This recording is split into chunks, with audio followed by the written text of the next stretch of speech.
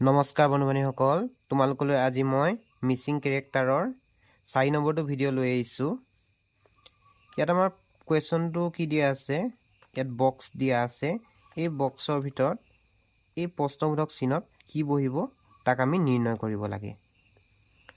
যদি আমি ইয়াৰ 1 নম্বৰ বক্সটোত যদি চাওঁ, তেনেহ'লে 84ক যদি আমি এই 12টোৱে যদি হৰণ কৰোঁ, তেনেহ'লে আমি কিমান পাওঁ? তেতিয়া আমি পাওঁ 7 আৰু 7টোৰ লগত যদি আমি 2 পূৰণ কৰোঁ, তেনেহ'লে কিমান পাওঁ? 14।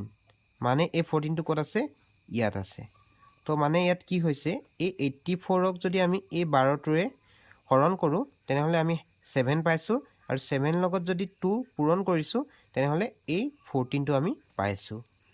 ঠিক তেনেদৰে যদি আমি নেক্সটটোত চাওঁ, 2 নম্বৰটোত, ইয়াত কি হৈছে, 81ক যদি আমি 9ৰে হৰণ কৰোঁ, তেনেহ'লে আমি কিমান পাওঁ?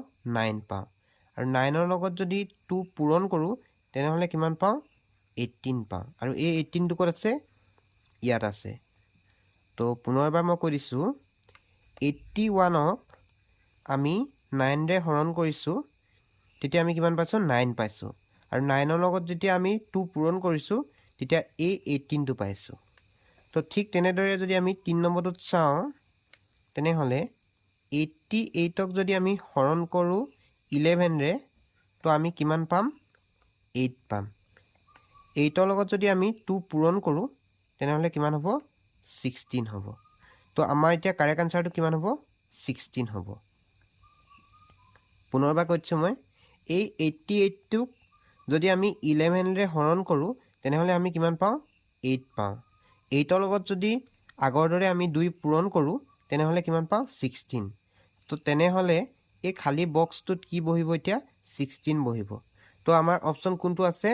Option A is the correct answer. এতিয়া আমি আহিছোঁ নেক্সট কুৱেশ্যনটোলৈ। ইয়াত আমাৰ কি দিয়া আছে? এই প্ৰশ্নবোধক চিনটোত আমাৰ কি বহিব তাক আমি নিৰ্ণয় কৰিব লাগে। যদি আমি প্ৰথমটো ক্ষেত্ৰত চাওঁ, তেনেহ'লে 5 আৰু এই 2টো পূৰণ কৰি কিমান হৈছে? 5 × 2 10 হৈছে। 1 আৰু 3 পূৰণ কৰি কিমান পাইছোঁ আমি? 1 আৰু 3 পূৰণ কৰি পাইছোঁ আমি 3। আৰু দুইটা প্লাছ কৰিলে কিমান হৈছে? 13 হৈছে। আৰু 13টো ক'ত আছে? এই ভিতৰত আছে। তো তেনেহ'লে ইয়াত যদি আমি চাওঁ, 4 আৰু 6 পূৰণ কৰি কিমান পাওঁ আমি? 4 আৰু 6 পূৰণ কৰিলে আমি পাওঁ 24। আৰু 5 আৰু 1 পূৰণ কৰিলে আমি কিমান পাওঁ? 5 × 1, তো আমি 5 পাওঁ। তো এই দুটা প্লাছ কৰিলে কিমান হ'ব? 29 হ'ব ইয়াৰ আনচাৰটো। আমি ধৰি লৈছোঁ এইটো। তো আমি নেক্সটটো কৰি চাওঁ, যদি ছেইম ৰুল এপ্লাই হয়, তেনেহ'লে এইটো আনচাৰ আমাৰ হ'ব।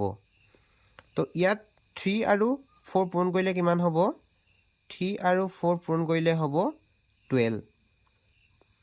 আৰু 1 আৰু 5 পূৰণ কৰিলে কিমান হ'ব? 1 আৰু 5 পূৰণ কৰিলে হ'ব 5। তো দুইটা যদি প্লাছ কৰোঁ আমি কিমান হ'ব? 17 হ'ব। মানে এই ছেইম ৰুলটো সকলোতে এপ্লাই হৈছে। তো গতিকে আমাৰ এই প্ৰশ্নবোধক চিহ্নত কিমান বহিব? 29 বহিব। তো অপশ্যন কোনটো হ'ব আমাৰ? Option D is the correct answer. পুনৰবাৰ বুজাই দিছোঁ মই। এই 2টোৰ লগত যেতিয়া আমি 5টো পূৰণ কৰোঁ, তেনেহ'লে কিমান হৈছে? 10 হৈছে। আৰু 1 লগত আমি 3 পূৰণ কৰোঁতে কিমান পাইছোঁ? 3 পাইছোঁ। আৰু দুইটা প্লাছ কৰি কিমান পাইছোঁ? 13 পাইছোঁ। এই 3টোৰ লগত আমি এই 4টো পূৰণ কৰোঁতে আমি কিমান পাইছোঁ? 12 পাইছোঁ। আৰু এই 1টোৰ লগত আমি এই 5টো পূৰণ কৰোঁতে কিমান পাইছোঁ? 5 পাইছোঁ। আৰু দুইটা প্লাছ কৰি কিমান পাইছোঁ? 17 পাইছোঁ। তো 17 আমাৰ ভিতৰত দিয়া আছে। তো ঠিক তেনেদৰে আমাৰ এই 4টোৰ লগত আমি 6 পূৰণ কৰিলে কিমান পাওঁ? 24 পাওঁ। আৰু এই 1টোৰ লগত আমি 5টো পূৰণ কৰিলে কিমান পাইছোঁ? 5 পাইছোঁ। তো দুইটা প্লাছ কৰিলে কিমান হৈছে? 29। তো এই প্ৰশ্নবোধক চিহ্নত তেনেহ'লে কি বহিব? 29 বহিব। এতিয়া আমি আহিছোঁ নেক্সট কুৱেশ্যনটোলৈ। ইয়াত আমাৰ কুৱেশ্যনটো কি দিয়া আছে?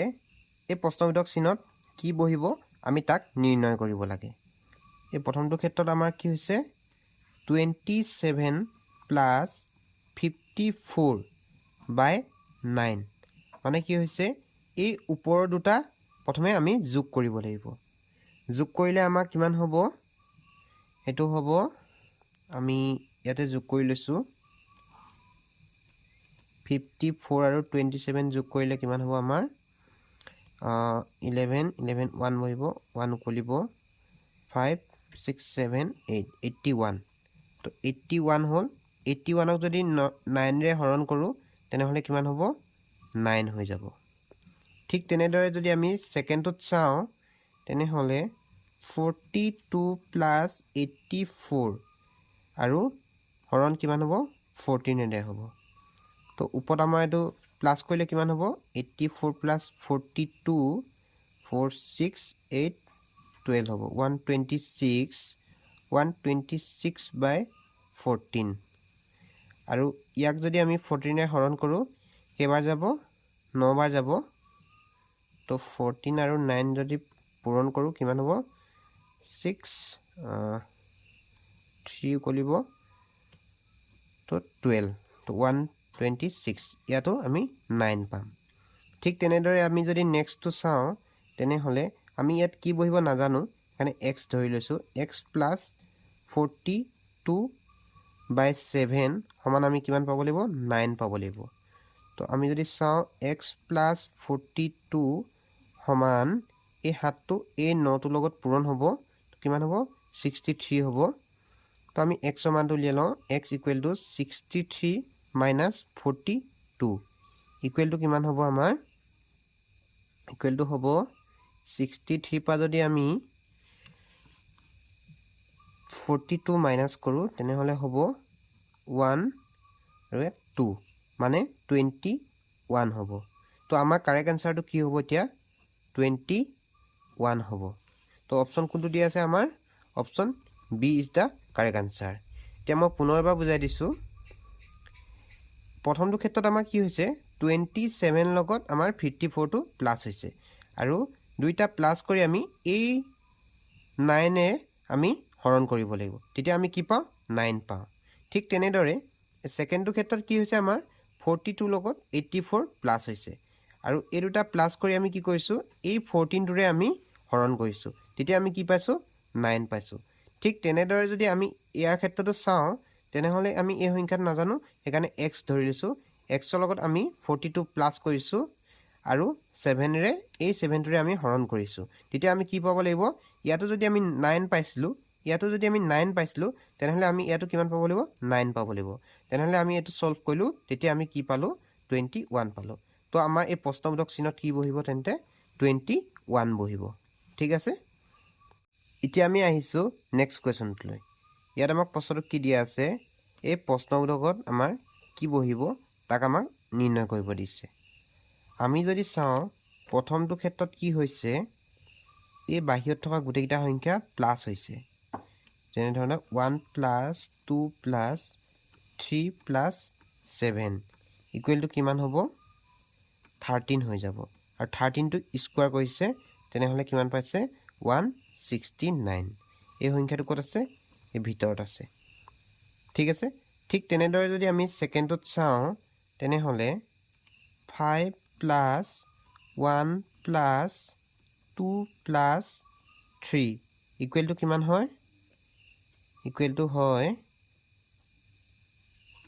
11টো যদি আমি স্কুৱাৰ কৰোঁ তেনেহ'লে কিমান হ'ব 121 হ'ব আৰু এই 121টো ক'ত আছে এই ভিতৰত আছে তো তেনেহ'লে একেটা ৰুল যদি আমি ইয়াতো প্লে কৰোঁ তেনেহ'লে কি হ'ব 1 plus 4 plus 5 plus 6 equal to কিমান হ'ব 16 হ'ব আৰু 16টো যদি আমি স্কুৱাৰ কৰোঁ তেনেহ'লে কিমান হ'ব তেনেহ'লে আমি পাম 256 তো ইয়াৰ কাৰেক্ট এনচাৰটো কি হ'ব 256 হৈ যাব অপশ্যন আমাৰ কোনটো দিয়া আছে অপশ্যন ডিটো হ'ব পুনৰবাৰ কৈ দিছোঁ মই